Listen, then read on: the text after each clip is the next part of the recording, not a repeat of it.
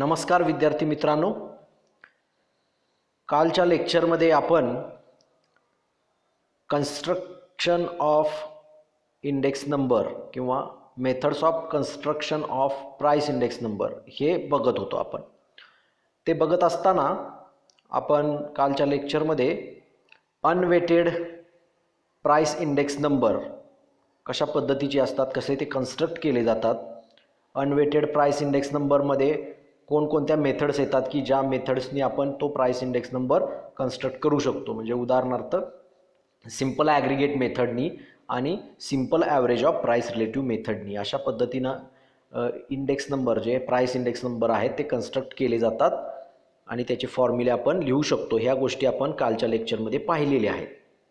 आजच्या लेक्चरमध्ये आपण वेटेड प्राइस इंडेक्स नंबर्स म्हणजे वेट असाइन केल्यानंतर जे प्राइस इंडेक्स नंबर असतात ते कसे कन्स्ट्रक्ट करायचे ते आपण आजच्या लेक्चरमध्ये पाहणार आहोत. आता आपल्याला एक गोष्ट माहिती आहे की आपण आपलं रेग्युलर लाईफ जगत असताना प्रत्येक गोष्ट आपल्याला इक्वली इम्पॉर्टंट असत नाही.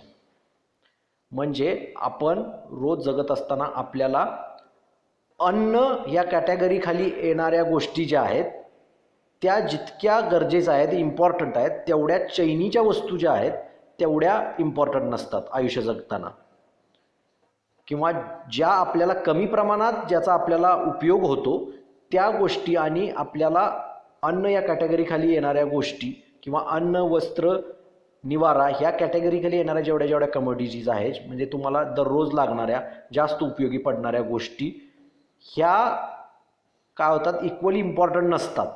म्हणजे तुम्हाला अन्न कॅटेगरी येणारे वस्तू तुम्हाला जास्त इम्पॉर्टंट असतील as compared with the other which are not more important or which are comes under the luxurious category.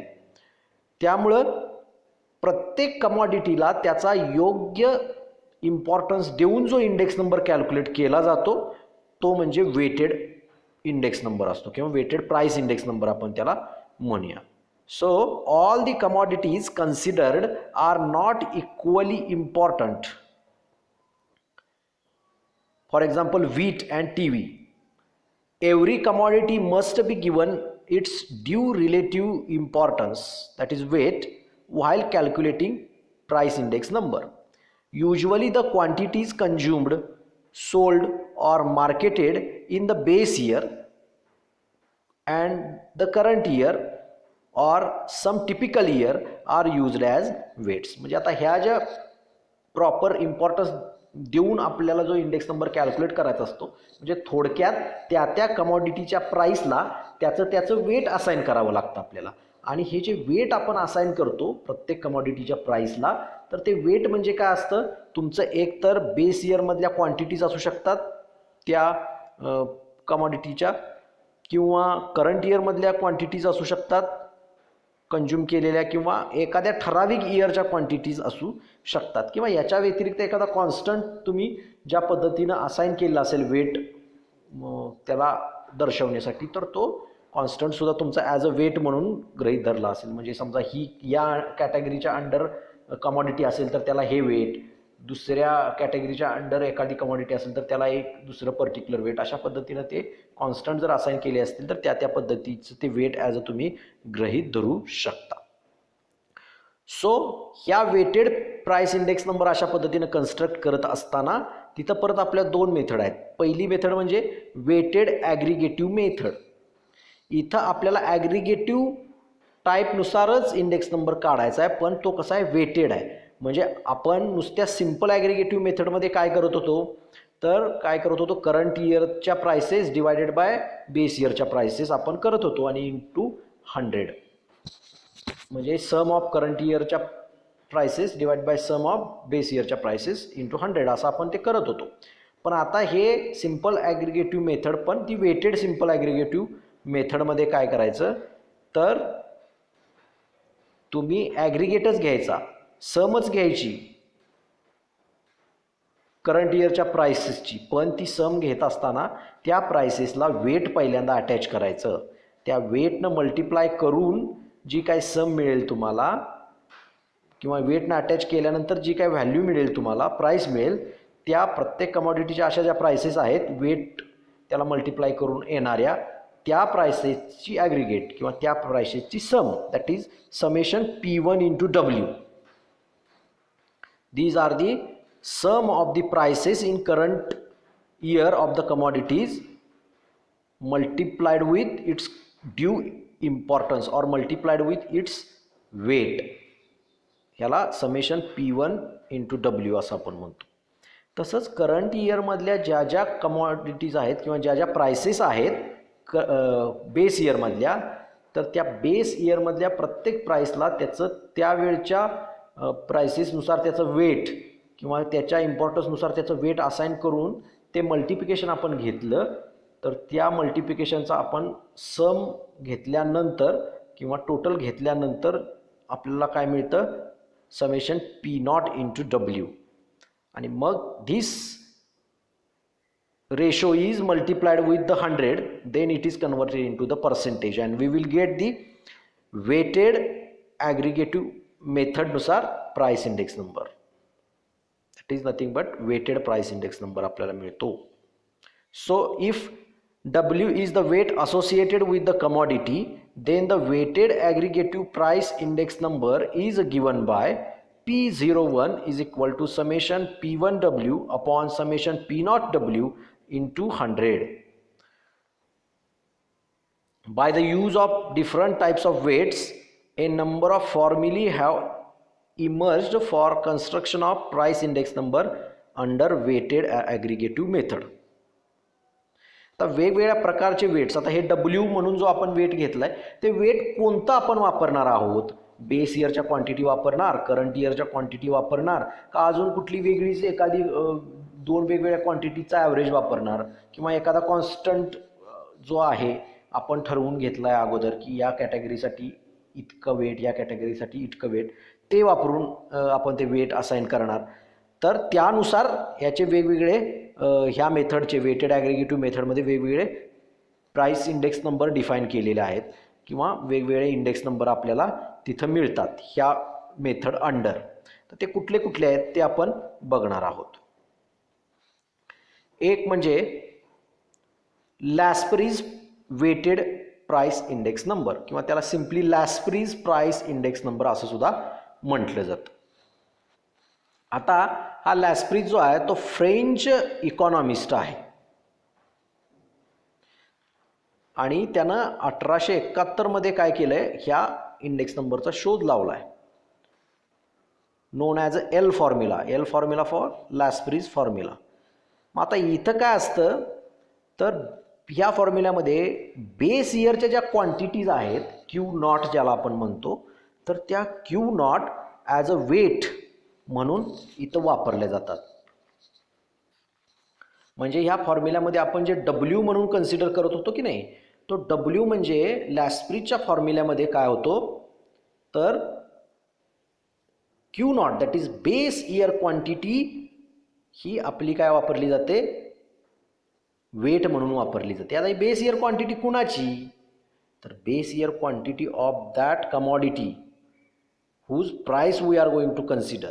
म्हणजे ज्याची प्राइस आपण घेतोय तिथं त्याच कमॉडिटीची बेस इयरची क्वांटिटी ॲज अ वेट म्हणून त्याला अटॅच केलं, तर त्या दोघांचं मल्टिप्लिकेशन जे घेणार, त्या मल्टिप्लिकेशनची पूर्ण सम आपल्याला समेशन P1W असं जे म्हणतोय आपण ते तिथं येणार.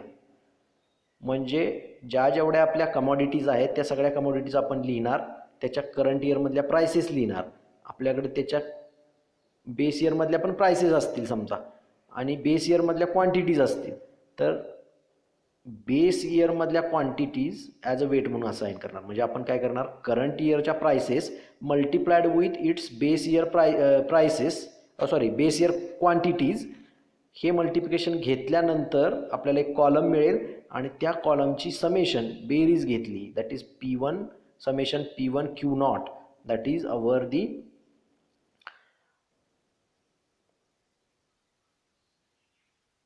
Weighted prices of current year असं आपण त्याला म्हणू, weighted prices of current year. आणि वेट म्हणजे इथं Q0 बेस इयरच्या क्वांटिटीज कन्सिडर केलेल्या आहेत.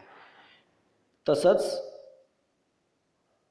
बेस इयरच्या प्राइसेस ज्या आहेत त्या बेस इयरच्या प्राइसेसला आपण काय केलं, बेस इयरच्या क्वांटिटीजनी मल्टिप्लाय केलं तर आपल्याला जे मिळणार आहे त्याला आपण काय म्हणणार आहोत, बेस इयरच्या प्राइसेस विथ वेट असं आपण म्हणणार आहोत. त्यामुळे त्याचा जो फॉर्म्युला येतो that formula is denoted by P01L. त्याचा सुपरस्क्रिप्ट जो असतो त्याला L लिहितात सुपरस्क्रिप्टला, सबस्क्रिप्टला P01 as a usual notation for price index number for current year with respect to base year, and that is equal to summation P1 Q naught divided by summation P naught Q naught into 100. अशा पद्धतीनं हा लॅस्प्रीजचा weighted price index नंबरचा formula आपल्याला मिळतो. So there are some remarks for Laspeyres index number. What are that? It represents a meaningful comparison and changes in the index as attributable to the changes in the price only. म्हणजे प्राइसेसमध्ये जे काही change झालेले आहेत तेवढेच change काय केले जातात इथं सांगितले जातात ह्या प्राइस इंडेक्स नंबरवरून. It tends to over estimate the price levels and inflation. Upward bias म्हणजे याचा बायास जो असतो तो अपवर्ड बायस असतो शक्यतो. तर तो अपवर्ड बायस का असतो म्हणजे ते थोडक्यात काय करतो, ओव्हर इस्टिमेट करतो प्राइस लेवल्स. काम ओव्हर इस्टिमेट करत असतो तो, तर आपल्या समजा ज्या क्वांटिटीज आहेत आपण बेस इयरच्या क्वांटिटी ॲज अ वेट म्हणून घेतोय आपल्या, तर बेस इयरमध्ये जर प्राइसेस जास्त असतील समजा बेस इयरमध्ये प्राइसेस तुमच्या नॉर्मल असतील म्हणजे आणि करंट इयरमध्ये तुमच्या प्राइसेस वाढल्या तर काय होईल, करंट इयर क्वांटिटी कमी होईल आणि बेस इयरची प्राइस तुमची कमी राहील. बरोबर, म्हणजे P नॉट Q नॉट म्हणजे Q not is a constant, त्यामुळे ही कमी गोष्ट आपण मल्टिप्लाय करतोय, खाली कॉन्स्टंटच राहणार आहे. आणि न्यूमरेटरला मात्र काय झालं, प्राइसेस जर समजा करंट इयरच्या वाढल्या तर समेशन P1 Q नॉट जो आहे तो जास्त येणार नॉर्मल याच्यापेक्षा. बरोबर, करंट इयरमध्ये प्राइसेस वाढल्यानंतर काय होतं तर समेशन P1 Q नॉट जो आहे तो काय होतो, मोठा येतो. Summation P not Q not मोठा येतो as compared to P not Q नॉटपेक्षा. त्यामुळं तुमचा बेस लहान असतो आणि बेस लहान असल्यामुळं नॉर्मलच्या याच्यामध्ये तुमचा तो भागाकार होतो तो मोठा येतो, त्यामुळे तो अपवर्ड बायसला जातो म्हणजे ओव्हर इस्टिमेट करतो तो price. Also, it is widely used index formula. It is used to calculate consumer price index number. Cost of living index number जो आहे तो कॅल्क्युलेट करण्यासाठी हा फॉर्म्युला वापरला जातो. It doesn't require current year quantities. Current year quantities म्हणजे आपला data reduction होतो. करंट इयर क्वांटिटीज आपल्याला गोळा करत बसण्याची गरज पडत नाही हा फॉर्म्युला आपण ज्या वेळा वापरतो त्यावेळा. So this is about the Laspeyres weighted price index number. इथं आपण बेस इयरच्या ज्या क्वांटिटीज आहेत त्या बेस इयरच्या क्वांटिटी काय करतो आपण ॲज अ वेट म्हणून कन्सिडर करत असतो. नेक्स्ट दुसरा जो वेटेड ॲग्रिगेटिव्ह टाईपचा प्राइस इंडेक्स नंबर आहे तो म्हणजे पाचशीज वेटेड प्राइस इंडेक्स नंबर आहे. पाचशी हा जर्मन स्टॅटिस्टिशियन आहे, त्यानं 1874 मध्ये हा वेटेड प्राइस इंडेक्स नंबरचा फॉर्म्युला जो आहे तो कॅल्क्युलेट केलेला आहे. त्याला P फॉर्म्युला असं म्हणतात, म्हणजे P स्टँड्स फॉर पाचशीज. ओके, आणि ह्या फॉर्म्युल्यामध्ये जो आपण वेट म्हणून कन्सिडर करत असतो ते म्हणजे करंट इयरच्या ज्या क्वांटिटीज आहेत Q1, त्या करंट इयरच्या क्वांटिटी आपण काय करतो ॲज अ वेट म्हणून कन्सिडर करतो. त्यामुळं आपल्याला जो फॉर्म्युला मिळतो that formula is denoted bye it's notation is P01P. त्याची सबस्क्रिप्ट सुपरस्क्रिप्ट जी असते ती P म्हणून आपण वापरतो. P stands for Paasche's. So P01P is equal to summation P1 Q1 upon summation P naught Q1. तर ह्यामध्ये एक प्रकारचा डाऊनवर्ड बायस असतो. आता हा डाऊनवर्ड बायस कसा आपण म्हणणार आहोत तर जर समजा आपल्या करंट इयरच्या क्वांटिटीज किंवा करंट इयरच्या ज्या प्राइसेस आहेत त्या करंट इयरच्या प्राइसेस उतरल्या, कमी झाल्या, तर करंट इयरच्या क्वांटिटीज वाढतात. म्हणजे प्राईस कमी झाली की आपण काय करतो, जास्त कंझ्युम करतो किंवा त्याची खरेदी करतो. म्हणजे उदाहरणार्थ सोनं स्वस्त झालं तर लोक जास्त सोनं खरेदी करतात. म्हणजे आत्ताच्या काळात करंट इयरमध्ये जर सोनं स्वस्त झालं तर करंट इयरची जी क्वांटिटी असेल ती काय होईल, वाढेल ना कंझ्युम होण्याची. त्यामुळं करंट इयरची क्वांटिटी वाढते. त्यामुळं करंट इयरच्या प्राइसेस कमी ॲज कम्पेअर टू बेस इयरच्या. त्यामुळं P0 आणि P1 ह्यामध्ये P0 हा काय असतो तुमचा, मोठा असतो. त्यामुळे P0 मोठा, Q1 परत तुमचा कॉन्स्टंटच राहतोय वर खाली. त्याच्यामुळे P0 मोठा असल्यामुळे P0 इंटू Q1 हा जो मल्टिप्लिकेशन आहे ते मोठं येतं न्यूमरेटरपेक्षा थोडक्यात. आणि मग त्याची सम पण मोठी येते आणि त्यामुळे तो डाउनवर्ड बायस दाखवतो. म्हणजे ती P01 हा जो आहे तो काय होतो, थोडासा कमी व्हॅल्यू आल्यासारखी दिसते त्याची. So it tends to underestimate the price levels असं त्याला आपण म्हणतो त्याच्या रिमार्कमध्ये. Changes in prices as well as quantity attributes. म्हणजे प्राइसेसमधल्या तर चेंज तो दाखवतोच, पण तो क्वांटिटीमधलाही चेंज तिथं आपल्याला लक्षात येतो. कारण करंट इयरच्या आपण क्वांटिटीज विचारात घेतो, त्यामुळं क्वांटिटीजमधला सुद्धा चेंज आपल्याला इथं लक्षात येऊ शकतो याच्यावरून. Next, it doesn't require base year quantities. Base year quantity तुम्हाला तुमच्याकडे असण्याची काही गरज नाही हा फॉर्म्युला काढण्याची. फक्त करंट इयरच्या क्वांटिटीज असल्या म्हणजे तुम्ही हा फॉर्म्युला कॅल्क्युलेट करू शकता. So this was all about the Paasche's index number. So next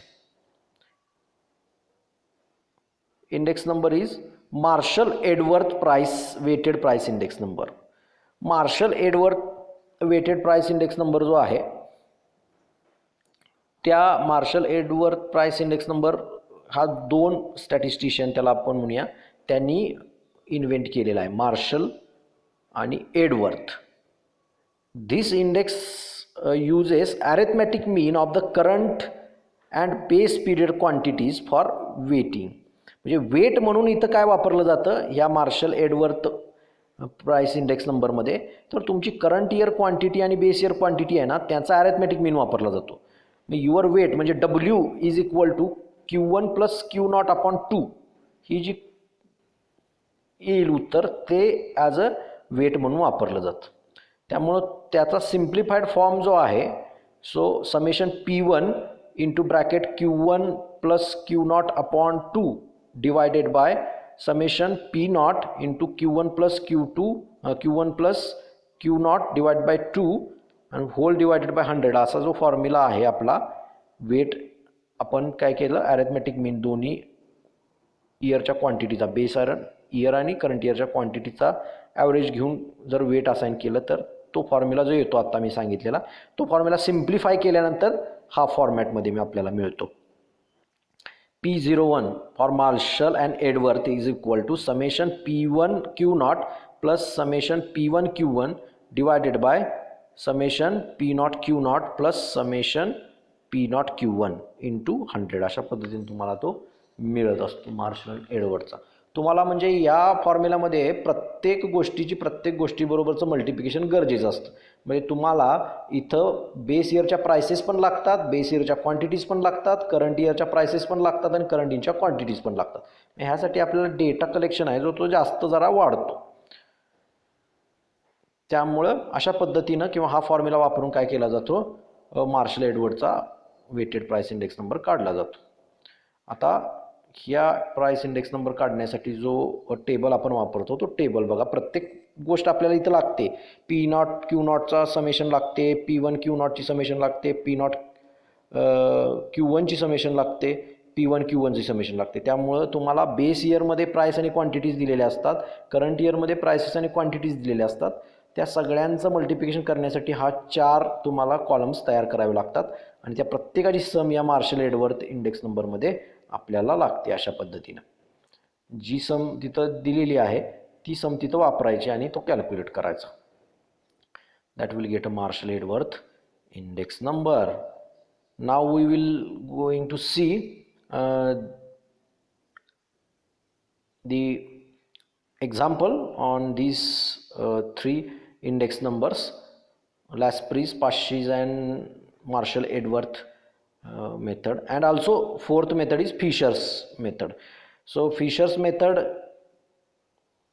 किंवा फिशर्स वेटेड इंडेक्स नंबर जो आहे तो कसा फॉर्म करतात, तर तुम्ही जॉमेट्रिक मीन घेतला कुणाचा, लॅस्प्रीज इंडेक्स नंबर आणि पाश्चीज इंडेक्स नंबर जो आहे त्याचा आपण जॉमेट्रिक मीन फक्त घेतला, square root Laspeyres index number into Paasche's index number केलं तर आपल्याला फिशर्स इंडेक्स नंबर मिळतो.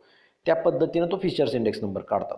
आता इथं आपल्याला कमॉडिटीज दिलेल्या आहेत, ते इन जनरल त्याची नावं न देता ABCD अशा कमॉडिटीज आपल्याला दिलेल्या आहेत. अजून काय सांगितलेलं आहे, तर आपल्याला बेस इयरच्या प्राइसेस आणि क्वांटिटीज दिलेल्या आहेत. बेस इयर कुठला आहे, 2000 आहे. करंट इयर कुठला आहे, 2002 आहे. 2000 मधल्या आपल्याला प्राइसेस दिलेल्या आहेत आणि क्वांटिटीज दिलेल्या आहेत. प्राइसेस रुपीजमध्ये दिले आहेत, क्वांटिटी KGमध्ये दिलेल्या आहेत. करंट इयरमधल्या ज्या प्राइसेस आहेत त्या रुपीजमध्ये दिलेल्या आहेत, क्वांटिटीज KGमध्ये दिलेल्या आहेत. ABCD अशा कमॉडिटीज आहेत. मग आपल्याला आता हे सगळे इंडेक्स नंबर कॅल्क्युलेट करायचे आहेत. तर मग आपण तो वरती जो टेबल दिला आहे त्या टेबलप्रमाणे आपण सगळं ज्या गोष्टी आहेत लागणाऱ्या त्या सगळ्या आपण काढून घेणार. त्याच्या आधी आपण याचे फॉर्म्युले लिहू शकतो. इथं for given data we are asked to calculate, आपल्याला काय विचारलं आहे कॅल्क्युलेट करायला, तर we are asked to calculate Laspeyres weighted price index number, Paasche's weighted price index number, Marshall Edgeworth weighted price index number and Fisher's weighted price index number. आता Fisher price index नंबरचा formula 4 नंबरला मी दिला आहे. आता हे वरचे तिन्ही फॉर्म्युले आपण वरती बघितलेत. चौथा फॉर्म्युला जो आहे तो फिशर्स वेटेड प्राइस इंडेक्स नंबरचा जो आहे तो दिलेला आहे. P0F stands for Fisher, square root of summation P1 Q0 divide by summation P0 Q0. ही जी टर्म येते पहिली ती म्हणजे तुमच्या लॅस्प्रीज इंडेक्स नंबरमधली असते, इंटू दुसरी टर्म येते ती पाश्चीज इंडेक्स नंबरमधली असते, summation P1 Q1 upon summation P0 Q0. आणि स्क्वेअर रूटच्या बाहेर 100 येतं. का स्क्वेअर रूटच्या बाहेर 100 येतं, तर मी तुम्हाला सांगितल्याप्रमाणे काय, Fisher's index number is a geometric mean of Laspeyres and Paasche's index number. त्यामुळं अंडर स्क्वेअर रूटमध्ये 100 आणि 100 हे मल्टिप्लाय झाल्यानंतर काय होईल, त्याचा स्क्वेअर होईल आणि स्क्वेअर अंडर स्क्वेअर रूट असल्यानंतर तो काय होतो, याच्या बाहेर येतो स्क्वेअर रूटच्या. त्यामुळे 100 into 100 will become outside the square root as a 100, म्हणून ते स्क्वेअर रूटच्या बाहेर 100 दिलं आहे. आणि फक्त ज्या इथं समेशन आहेत त्याच फक्त स्क्वेअर रूटमध्ये राहिलेले आहेत, ते रेशोज. ओके, मग ह्या सगळे समेशन्स आपण काढल्या. समेशन काढायच्यामध्ये ज्या वरच्या मी टेबल दिला होता मार्शल आणि एडवर्थमध्ये, त्यातले जे शेवटचे 4 कॉलम होते ते शेवटचे 4 कॉलमच फक्त आपण काढले तर हे सगळे इंडेक्स नंबर आपल्याला कॅल्क्युलेट करता येतात. ते कुठले 4 कॉलम, तर P1 into Q0, P0 Q0, P1 Q1 आणि P0 Q1 या पद्धतीनं हे 4 सगळे कॉलम तयार केले तर आपल्याला हे सगळे इंडेक्स नंबर कॅल्क्युलेट करता येतात. आता इथं ते कॉलम्स मी करून दिलेले आहेत. मी जरा हे झूम करतो म्हणजे तुम्हाला काय होईल, दिसेल व्यवस्थित कुठले कुठले कॉलम्स तयार केलेले आहेत. You can see here. Here commodities are given in left side, first column. Then next base year, for base year there are prices and quantities are given as given in our problem or example. Same current year मधल्या prices आणि quantities दिलेल्या आहेत, जशा तशा लिहिलेल्या आहेत. फक्त जे आपल्याला कॉलम तयार करायचे आहेत ते कुठले कुठले करायचे आहेत, P0 Q0 चा एक, P1 Q0 चा एक, P0 Q1 चा एक आणि P1 Q1 चा एक. अशा पद्धतीने मी कॉलम तयार केले आणि त्या मल्टिप्लिकेशन्स घेतल्या आणि त्याच्या समेशन घेतलेल्या आहेत. नेक्स्ट खाली सगळ्यात जे दिसतात ना ते summation, 480 is the summation of P0 Q0, 640 is a summation of P1 Q0, 770 is a summation of P0 Q1 and 1015 is the summation of P1 Q1. So in this way we can find the calculation table for calculating these index numbers. P0 Q0 म्हणजे P0 कुठं आहे, ते P0 मधली quantity आणि Q0 मधली quantity काय होणार, ते मल्टिप्लिकेशन होणार. म्हणजे 12 गुणिले 10 केलं तर 120 आपल्याला मिळते P0 Q0. आणि त्यानंतर तसंच 20 गुणिले 8 केलं तर 160 मिळते. अशा पद्धतीनं ज्या ज्या गोष्टींचं आपल्याला मल्टिप्लिकेशन घ्यायचं आहे त्या गोष्टींचं मल्टिप्लिकेशन घेऊन आपण त्या कॉलममध्ये लिहिलं की आपल्याला ते कॉलम्स मिळतात आणि त्या समेशन मिळतात. मग त्या समेशन आपण प्रत्येकाच्या फॉर्म्युल्यामध्ये जसं जसं फॉर्म्युला आहे तसं तसं त्या पुट करू शकतो आणि कॅल्क्युलेट करू शकतो. Now here in this way we can calculate the index numbers. So first of all, Laspries price index number, that is summation P1 Q naught upon summation P naught Q naught into 100. Summation P1 Q naught is 640, summation P naught Q naught is 480 into 100, that is equal to 133.33. This is the Laspries price index number. Next, Pasch's price index number, that is summation P1 Q1 upon summation P0 Q1 into 100, that is equal to 1015 upon 770 into 100, and that is equal to 131.81.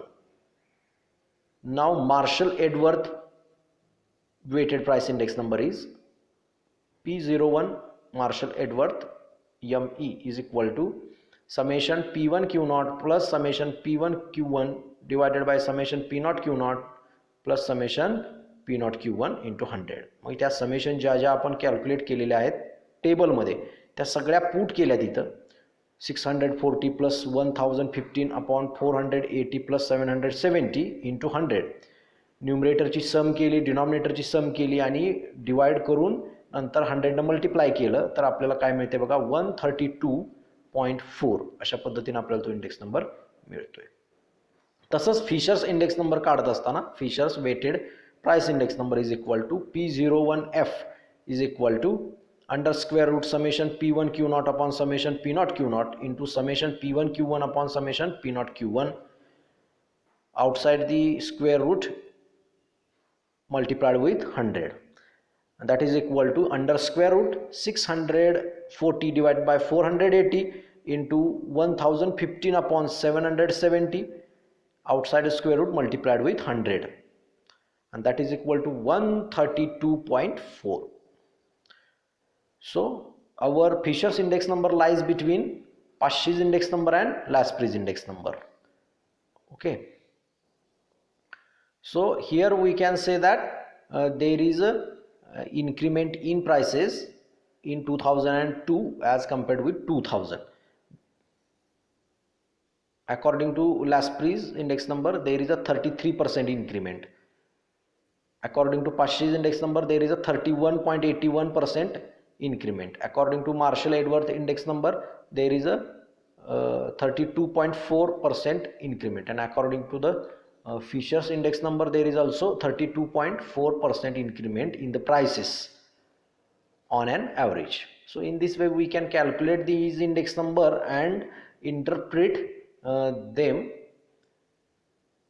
so that we will get the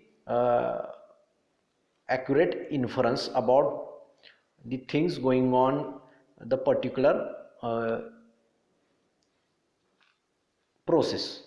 So these were the some aggregative weighted type of index numbers.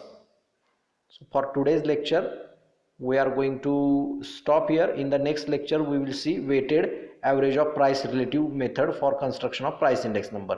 So for today's lecture, thank you.